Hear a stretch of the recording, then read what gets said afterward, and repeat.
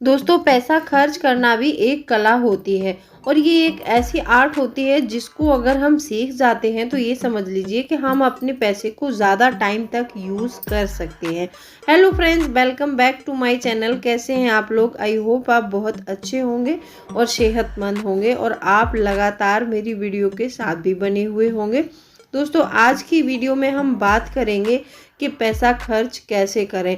और आपको ये जानकर थोड़ी परेशानी हो रही होगी कि हम डेली पैसे बचाने के बारे में बात करते हैं और आज हम पैसा खर्च करने के बारे में बात क्यों कर रहे हैं। लेकिन ऐसा होता है कि देखिए, कुछ ऐसी जगह है जहां हम पैसे खर्च नहीं करते हैं तो हमें जो है वो सेटिस्फैक्शन नहीं मिल पाता है जो हमें मिलना चाहिए। क्योंकि हम पैसे कमाते हैं तो कुछ कभी ना कभी तो हम लाइफ में थोड़ा सा बोर हो ही जाते हैं, तो हमें थोड़ा सा पैसा खर्च भी करना चाहिए। और कब करना चाहिए, कौन सी कंडीशन में करना चाहिए, आज 5 पॉइंट बताने वाली हूँ। तो वीडियो बहुत इंपॉर्टेंट है, तो वीडियो के अंत तक ज़रूर बने रहना। और आज मैं बताना चाहती हूँ, एक मेरी सब्सक्राइबर हैं जिनका नाम है जबीन थानेद। उन्होंने जो है अक्टूबर मंथ का सेविंग चैलेंज कंप्लीट किया है और उन्होंने मुझे कमेंट करके बताया है। मैं स्क्रीनशॉट लगा दी हूँ, आप देख सकते हैं उनका कमेंट जो आया है। उन्होंने अक्टूबर मंथ का सेविंग चैलेंज कंप्लीट किया है। उन्होंने उसमें पूरे 4,400 रुपये की सेविंग की है और वो बोल रही है कि मैं बहुत खुश हूँ। जब से आपके वीडियो देखना शुरू किया है तब से मैंने ये सेविंग चैलेंज कंप्लीट करती आ रही हूँ और हर महीने में कुछ ना कुछ बचाती हैं वो। तो ऐसे ही अगर आप पैसे सेव करना चाहते हैं तो आप चुनौतियाँ लेकर ये स्वीकार करिए और आपको पैसे ज़रूर बचाने चाहिए।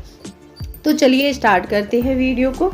सबसे पहला पॉइंट आता है कि कभी कभी अपनी ख्वाहिशों को पूरा करना चाहिए। देखिए, यहाँ पे होता है ऐसा है कि बहुत से लोग ऐसे होते हैं कि अपनी परिवार के लिए कमाते हैं, पैसा कमा रहे हैं, अच्छा खासा भी कमा रहे हैं और वो अपनी ख्वाहिशों को पूरा नहीं करते हैं। क्योंकि जो कमाते हैं उसमें वो सिर्फ अपने परिवार की खुशियों का ध्यान रखते हैं और वो सब उन पर खर्च करते हैं और अपनी ख्वाहिशों को मारने लगते हैं। तो ऐसा नहीं करना चाहिए आपको। अगर आपका कहीं से कोई एक्स्ट्रा इनकम आता है, कहीं से भी पैसा आता है या फिर कोई प्रॉपर्टी का रेंट आ रहा है या फिर किसी गाड़ी का रेंट आ रहा है आपके पास, तो आपको अपनी ख्वाहिशों को पूरा ज़रूर करना चाहिए। 2 पॉइंट आता है इसमें। नंबर 2 पॉइंट है, कभी कभी अपनी खुशियों के बारे में भी सोचना चाहिए। अब आप बोलोगे कि हम अपने परिवार के बारे में सोचते हैं और परिवार की खुशियों के बारे में सोचते हैं। ये मैं जानती हूँ कि परिवार हमारी प्रायोरिटी होता है, परिवार की खुशियों का ध्यान रखना हमारी जिम्मेदारी होती है। और जिस परिवार में कोई अर्निंग पर्सन होता है तो उसकी जिम्मेदारी और ज़्यादा बढ़ जाती है परिवार वालों के प्रति। परिवार की खुशियों का ध्यान तो रखना ही है, हमें अपनी खुशियों के बारे में भी सोचना है। ऐसा नहीं है कि हम हर बार अपनी खुशियों को दांव पे लगाते रहें और परिवार के बारे में सोचते रहें। तो फिर कभी कभी ना परिवार वाले भी हमें बहुत ही हल्के में लेने लगते हैं। वो सोचते हैं इनकी तो आदत है, ये तो बोलती ही रहती है, हमेशा किसी को अपने मन का नहीं करने देते हैं या फिर करने देती हैं।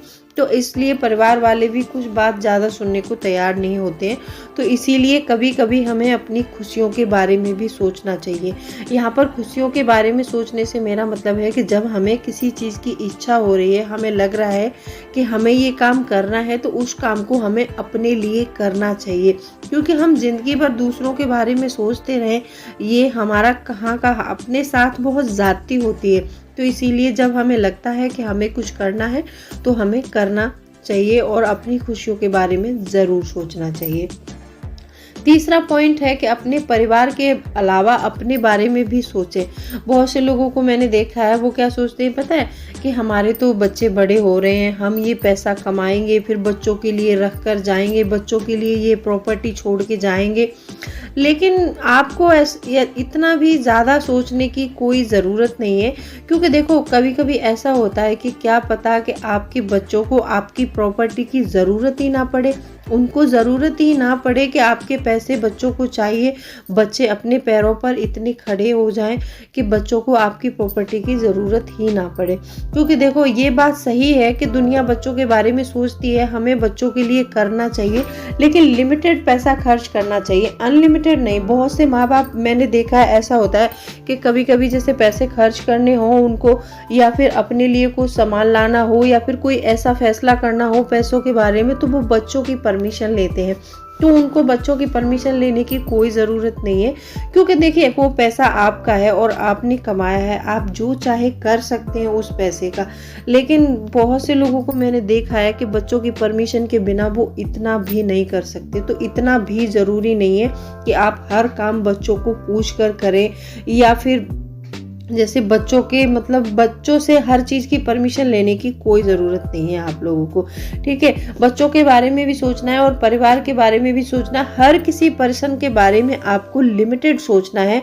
उसके पहले सबसे पहले आपको अपने बारे में सोचना है, क्योंकि देखो आज आप काम कर रहे हो, आज आपकी उम्र है कि उस उम्र में आप पैसे के लिए काम कर सकते हैं। एक उम्र के बाद लगता है हम थक जाएंगे, हमारे हाथ पैर काम नहीं करेंगे।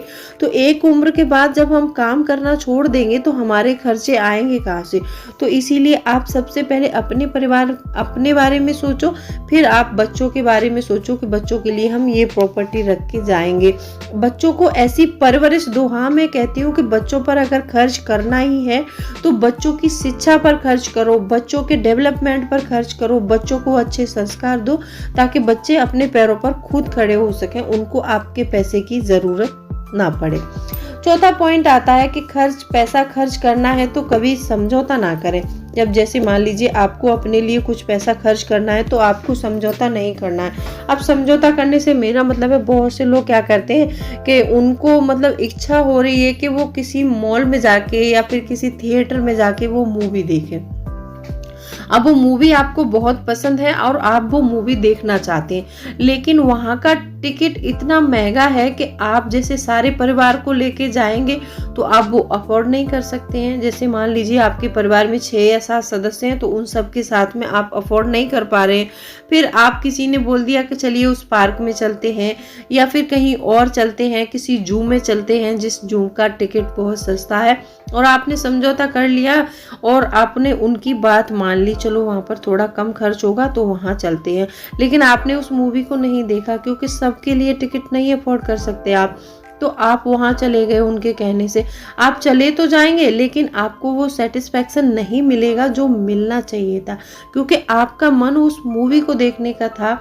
जब हम पैसा कमाते हैं तो हम मतलब कुछ अपने मन का ना करके भी हम बोर हो जाते हैं, तो फिर हमारा किसी काम में या फिर किसी भी उसके लिए हमारे अंदर कोई ऐसी एनर्जी बचती नहीं है कि हम इस काम के बारे में सोच पाएं या फिर कुछ अच्छा सोच पाएं। आप वहाँ पर जू में चले तो गए लेकिन आपको वो सेटिस्फैक्शन नहीं मिला। फिर जैसे आप वहाँ से आ जाओगे तो फिर उस मूवी को देखने की फिर 8 दिन बाद या 10 दिन बाद फिर आपके अंदर इच्छा जागेगी कि हम फिर उस मूवी को देखने जाएं। तो हो गया ना डबल खर्चा। एक तो जू में आपका मन नहीं था जाने का तो आप जू में चले गए किसी के बोलने से, अब फिर उस मूवी को देखने का मन हो रहा है तो आप वहां पर भी टिकट लेके देखेंगे। तो आपको ऐसा नहीं करना चाहिए। आपको पैसा खर्च करना है अपने ऊपर तो कभी समझौता मत करिए उस चीज को। हाँ, ऐसा हो सकता है कि आप जैसे ज्यादा खर्च कर रहे हैं तो कहीं थोड़ा खर्च करके आप अपने लिए कुछ कर सकते हैं, तो ऐसा करना चाहिए। नंबर 5 पॉइंट है कि थोड़ा थोड़ा हमें दान जरूर करना चाहिए। जब हम अपनी कमाई में से थोड़ा सा पैसा या थोड़ी कोई चीजें जब हम दान करते हैं ना तो हमें वो सेटिस्फैक्शन मिलता है और हमारे मन को बहुत संतुष्टि और शांति मिलती है। तो हमें इस चीज को हमेशा करना चाहिए। ऐसा होता है कि जैसे मान लीजिए हमारे आस पड़ोस में रहने वाले, जैसे हम रह रहे हैं कहीं पर झुग्गी झोंपड़ी होती है, वहाँ पर कुछ गरीब लोग रहते हैं, तो किसी को खाने की ज़रूरत है तो आप वहाँ खाना दे सकते हैं, किसी को कपड़ों की ज़रूरत है तो आप वहाँ कपड़े दे सकते हैं। मैं मानती हूँ इस चीज़ को कि आप नए कपड़े अफोर्ड नहीं कर सकते हैं तो आप उनको अपने जो पुराने कपड़े हैं, अच्छे कपड़े हैं जिनको आप यूज़ नहीं कर रहे हैं, आप उनको वहाँ दे सकते हैं। वहाँ देने से किसी ज़रूरतमंद को कपड़े मिल जाएंगे, आपके बच्चों के बुक्स हो गए, बैग हो गए, पेन हो गए, पेंसिल हो गए, आप ऐसी चीज़ें बच्चों को, जो गरीब बच्चे होते हैं उनको गिफ्ट कर सकते हैं। जब हम किसी को कुछ ऐसा गिफ्ट करते हैं और किसी के चेहरे पर जब हम स्माइल देखते हैं ना तो हमें बहुत ही ज़्यादा सेटिस्फैक्शन मिलता है उस चीज़ से। तो हमें ये चीज़ें हमेशा करनी चाहिए। दान देना बहुत अच्छी बात है और हमेशा बोला भी जाता है कि जो भी हम कमाते हैं उसमें से हमें 5% पैसा जो है अपनी डोनेशन के लिए ज़रूर निकालना चाहिए। जिससे बोलते हैं ना कि जिसको हम देते हैं वो वापस ज़रूर आता है, तो भगवान किसी न किसी रूप में हमको वो लौटाते ज़रूर हैं। तो हमें अगर थोड़ा सा करने से किसी के चेहरे पर स्माइल आती है तो हमें इस मौके को कभी भी छोड़ना नहीं चाहिए। आज की वीडियो में मैंने आपसे 5 पॉइंट शेयर किए हैं, तो आई होप आपको वीडियो पसंद आई होगी। कौन सा पॉइंट सबसे पसंद आया तो कमेंट करके ज़रूर बताना, और आज की वीडियो कैसी लगी आपको कमेंट करके ज़रूर बताना। तो चलिए मिलती हूँ अगले वीडियो में, तब तक के लिए bye bye, thanks for watching. और कोई भी क्वेरी है तो आप कमेंट करके पूछ सकते हैं, मैं सबके कमेंट का रिप्लाई करने की